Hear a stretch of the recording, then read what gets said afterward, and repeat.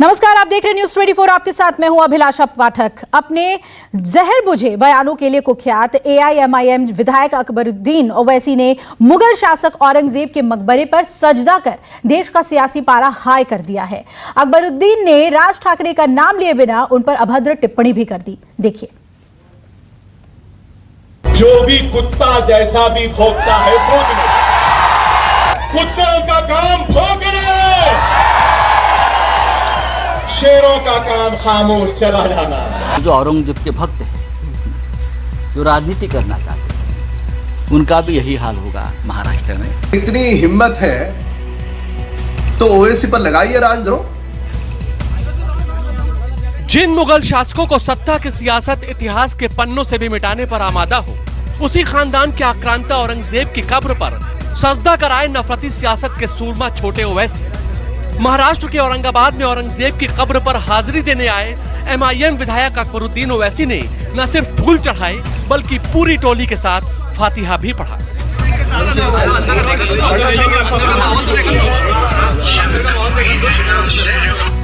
सियासत में समय काल अहम होता है, लिहाजा ये कहना गलत नहीं होगा कि अकबरुद्दीन ने औरंगजेब की इबादत का वक्त सोच समझकर चुना होगा। जब देश में धर्मांधता उफान पर हो, काशी के ज्ञानवापी का मामला गरमाया हो, मस्जिद के सर्वे पर कोर्ट का फैसला आया हो, ऐसे वक्त में हैदराबाद के ओवैसी भाईजान का औरंगजेब प्रेम सामने आया है। जाहिर है ये उनकी पार्टी के छुट भइयों और समर्थकों के सिवा और किसी को रास नहीं आया। शिवसेना तो पहले से ही ओवैसी बंधुओं को बीजेपी की बी टीम बता रही थी। बीजेपी भी अकबरुद्दीन पर आग बबूला हो उठी। उद्धव सरकार को अकबरुद्दीन पर कार्रवाई को लेकर ललकारने लगी। छत्रपति शिवाजी महाराज और बाद में 25 साल तक मराठा योद्धाओं ने उनके साथ बहुत बड़ी लड़ाई की है, ये इतिहास बताएगा आपको। लेकिन आप महाराष्ट्र में आकर उसी औरंगजेब के कब्र के ऊपर बैठेंगे और नमाज पढ़ोगे या और कुछ आपकी रस्में करेंगे, तो ये महाराष्ट्र को चैलेंज देने के बाद ठीक है, हमने चैलेंज स्वीकार लिया है, समझ लो। औरंगजेब भी इस नीति में हमने गाड़ दिया था। और जो औरंगजेब के भक्त हैं, जो राजनीति करना चाहते हैं, उनका भी यही हाल होगा महाराष्ट्र में। अकबरुद्दीन ओवैसी ने जो कुछ किया वो एक संदेश, एक मैसेज देने की कोशिश है कि मैं तुम्हारे महाराष्ट्र में आ सकता हूँ। जिस औरंगजेब ने छत्रपति संभाजी राजे को उनकी हाल कर करके उनको तड़पा तड़पा के मारा, ऐसे औरंगजेब को मैं बड़ा कर सकता हूँ, उनके ऊपर उनके कब्र के ऊपर फूल बरसा सकता हूँ, मगर महाराष्ट्र की सरकार मुझे कुछ भी नहीं कर सकती। औरंगजेब की कब्र पर फूल चढ़ाने से महाराष्ट्र की सियासत में उबाल आना लाजमी था। सब अकबरुद्दीन की खिंचाई करने लगे, लेकिन बीजेपी के विधायक नितेश राणा ने ट्वीट के जरिए एक ऐसा आह्वान किया जिसके बाद यह कहना मुश्किल हो गया कि नफरती सिर्फ अकबरुद्दीन है या फिर सियासत की डाल पर ऐसे बहुतेरे हैं। केंद्रीय मंत्री नारायण राणे के बेटे और बीजेपी विधायक नितेश राणा ने ट्वीट किया, महाराष्ट्र में नामर्दों की सरकार, मैं कहता हूं पुलिस को 10 मिनट के लिए हटा लो। अगर हमने उसे औरंगजेब के पास नहीं भेजा तो हम भी शिवाजी महाराज के सैनिक नहीं। नितेश राणे का बयान हूबहू अकबरुद्दीन ओवैसी के उस पुराने बयान की कॉपी है जिसके कारण अकबरुद्दीन पूरे देश में कुख्यात हुए थे। उसी बयान से देश ने जाना कि छोटे मियां बड़े से भी बड़े वाले हैं। 25 कौड़ है ना, तुम 100 कौड़ है ना, ठीक है, तुम तो हमारे से इतने ज्यादा है। 15 मिनट के लिए पुलिस को हटा लो, बता देंगे किसमें हिम्मत है, कौन ताकत है। औरंगजेब की कब्र पर सजदे का गुस्सा अभी थमा भी नहीं था कि जहरीले जनाब का एक और जहर बुझा बयान भी आ गया।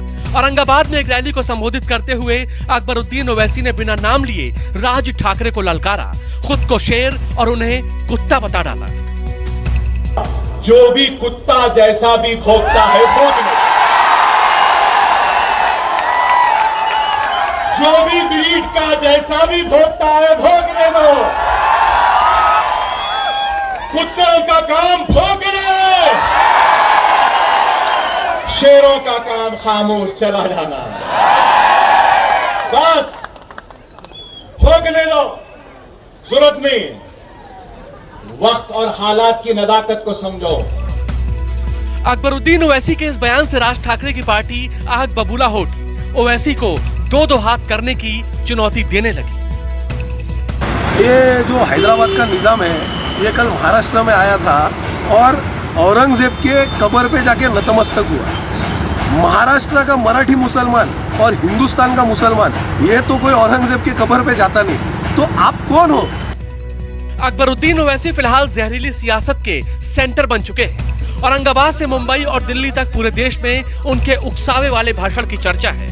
लेकिन उनकी निंदा कर रहे नितेश राणे का बयान क्या अकबरुद्दीन से कम भड़काऊ है? सिर्फ नितेश राणे ही क्यों, ये फहरिस्त काफी लंबी है। चाहे साध्वी निरंजन ज्योति हो, साध्वी प्रज्ञा हो या फिर साक्षी महाराज, इनके कई बयान इस बात के साक्षी हैं कि फिलहाल नफरत ही चल रही है, नफरत ही बिक रही है। भाईचारे और प्रेम के कदरदानों की भारी किल्लत हो गई है। विनोद जगदाले, मुंबई, न्यूज़ 24। अकबरुद्दीन जहर उगल रहे हैं तो उनके भाई ओवैसी भी ज्ञानवापी के मुद्दे पर मुसलमानों को उकसा रहे हैं। ज्ञानवापी पर उन्होंने बोला है कि बाबरी तो छीन ली, लेकिन ज्ञानवापी हमसे नहीं छीन पाओगे। सुनिए। और आपको ये भी बताने आया हूं और हुकूमत को भी ये बता रहा हूं कि हमने एक बाबरी मस्जिद को खोया, अब दूसरी मस्जिद को हरगिज नहीं खोएंगे। याद तुमने मक्कारी और अय्यारी से इंसाफ का कत्ल करके तुमने हमारी मस्जिद को हमसे छीना, अब दूसरी मस्जिद नहीं छीन पाओगे। याद रखो, अब हम तुम्हारी इन बातों का भरोसा नहीं करने वाले कि हम बचाएंगे। नहीं, तुम नहीं बचाओगे, अब हम बचाएंगे अपने मसाजिद को, अपनी तहजीब को इंशाअल्लाह। जो लोग आकर मुझसे कहते हैं कि नहीं नहीं हम हैं, तुम नहीं है, तुम कभी हमारे साथ नहीं थे, तुम तो हमारे जनाजे जब आते तुम आकर दो दिखावे के आंसू बहाकर चले जाते हो, और उसके बाद हमारी बर्बादी के अफसाने कोई लिखकर कोई किताब लिख देता है, कोई मज़ामीन लिख देता है, उसको कोई अवार्ड मिल जाता है। मेरे अजीज दोस्तों और बुजुर्गों, मैं आपके दरमियान में जिम्मेदारी के साथ खड़े होकर कह रहा हूं कि ज्ञानवापी मस्जिद थी और है और रहेगी इंशाअल्लाह। 1991 का कानून यह कहता है कि 15 अगस्त 1947 को जो मस्जिद मंदिर थी वो बरकरार रहेगी, और अगर कोई उसके नेचर और कैरेक्टर में तब्दीली पैदा करना चाहेगा तो 91 का पार्लियामेंट का कानून कहता है कि उन पर केस बुक करो, जेल भिजाओ, और अगर कोर्ट ने फैसला दिया तो 3 साल की सजा। तो ज्ञानवापी मस्जिद की बात करते हैं। पहले दिन के सर्वे में के बाद क्या साबित हुआ? ज्ञानवापी मंदिर है, मस्जिद है या ज्ञान का कुआं है? इसे लेकर अदालत तक माथापच्ची चल रही है और अपने अपने दावे किए जा रहे हैं। तो चलिए हम आज उसी माथापच्ची को 2 सदी पुराने नक्शों, तस्वीरों, स्केचेस, पेंटिंग और दलीलों के आधार पर ज्ञानवापी को डिकोड करने की कोशिश करेंगे। आज आपको औरंगजेब के फरमान के साथ उन लोगों से मिलवाएंगे जिन्होंने अपनी आंखों से ज्ञानवापी का कोना कोना देखा है।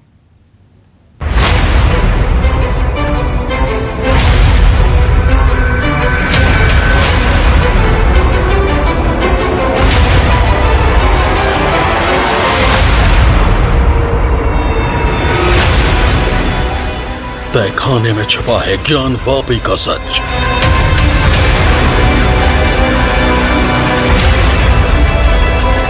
ये है तहखाने का वो फोटो, ये पत्थरों के अवशेष रखे गए हैं और साफ साफ दिखाई देते हैं क्योंकि बहुत बड़े हैं ये। मंदिर, मस्जिद या कुआं, अंग्रेजों ने नक्शे में क्या लिखा?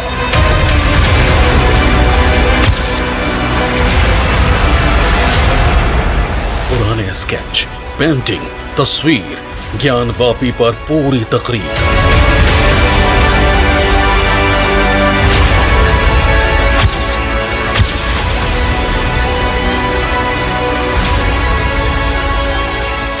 ज्ञानवापी मंदिर है, मस्जिद है या ज्ञान का कुआं है? इस पर आम आदमी से लेकर अदालत तक में बहस हो रही है। सर्वे शुरू हो गए हैं, लेकिन ज्ञानवापी का पूरा सच ज्ञानवापी के तहखाने में छुपा है। वो तहखाना जिसे प्राचीन लोग प्राचीन काशी विश्वनाथ मंदिर का गर्भगृह मानते हैं। तो कुछ लोगों का दावा है कि प्राचीन मंदिर के अवशेष भगवान शिव, देवी पार्वती, भगवान गणेश की खंडित प्रतिमाएं और मंदिर से जुड़े कई धार्मिक चिन्ह वाले पत्थर और खंबे ज्ञानवापी के तहखाने में तालों में बंद हो सकते हैं। इसलिए आज हम ज्ञानवापी के तहखाने की डिस्कवरी करने वाले हैं।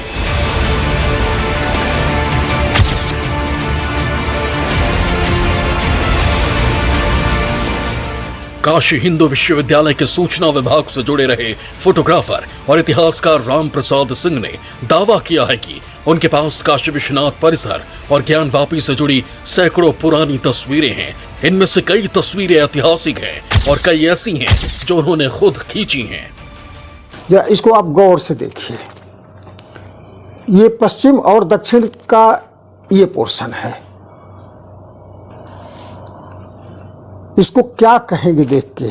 अगर इसको आप डिटेल में देखना है तो आप ये देखिए, इसको आप क्या कहेंगे? मस्जिद का सबूत है क्या? इसको आप क्या कहेंगे? मस्जिद का सबूत है क्या? काशी के फोटोग्राफर राम प्रसाद सिंह का दावा है कि करीब 30 साल पहले ज्ञानवापी परिसर में कड़े प्रतिबंध लगा दिए गए, लेकिन उससे पहले ना तो मस्जिद के अंदर जाना मुश्किल था और ना ही फोटोग्राफी करना। राम प्रसाद सिंह का दावा है कि उन्होंने ज्ञानवापी परिसर का हर हिस्सा अपनी आंखों से देखा है। वहां क्या क्या है उन्हें सब पता है। इसलिए राम प्रसाद सिंह ने दावा किया है कि अगर ज्ञानवापी परिसर के तहखाने का दरवाजा खुल गया तो कई राज बाहर आ जाएंगे। हम तहखाने का भी आपको फोटो दिखाते हैं। एक ही फोटो हमारे पास उपलब्ध है। ये है तहखाने का वो फोटो। ये पत्थरों के अवशेष रखे गए हैं और साफ साफ दिखाई देते हैं, क्योंकि बहुत बड़े हैं। ये पत्थर बहुत बड़े बड़े रखे गए हैं। बहुत बड़ा तहखाना भी है और तहखाने में कोई छोटा वो नहीं है। और उस सबूत क्या है? जो पत्थर रखे गए हैं, उन टूटे फूटे पत्थरों में जो कलाकृतियाँ, जो डिजाइन, जो चिन्ह बने हुए हैं, वर्तमान में जो ढांचा खड़ा है उसमें भी वही है। या जो कलाकृतियाँ उकेरी जाती हैं, पंखुड़ियाँ, कमल की पंखुड़ियाँ उकेरी गई, सूर्य के ग्लोब बनाए गए, वह सब चीज़ें जो है वो उसमें मौजूद हैं। नीचे तहखाने में जो टूटे फूटे पत्थर हैं उसमें भी मौजूद है और जो वर्तमान में ढांचा है उसमें भी बना है। वर्तमान में जो ढांचा है ये ज़रा सा आप देखिए साथ में। ये ढांचा क्या कहता है? ये मंदिर का है या मस्जिद का है?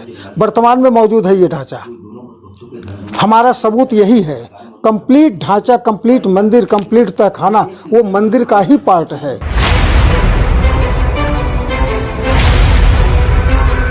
आपको ज्ञानवापी परिसर के तहखाने की तस्वीरें, पुरानी ऐतिहासिक तस्वीरें, अंग्रेजों के बनाए नक्शे और ज्ञानवापी की कहानियां बताएंगे। लेकिन उससे पहले ज्ञानवापी परिसर का आज का नक्शा देखिए और जानिए इस नक्शे में कहां कहां बड़े प्राचीन मंदिर थे जो आज नहीं है। मुख्य सड़क से जैसे ही आप छत्ता द्वार से इंटर करते थे, पहले अगर आप गए होंगे तो ये द्वार पर जो है वो इस प्रकार का द्वार था। उसके ऊपर ओल्ड नौबत खाना था, जो विश्वेश्वर मंदिर का के ऊपर जो है वो शहनाई लेकर के बजती थी।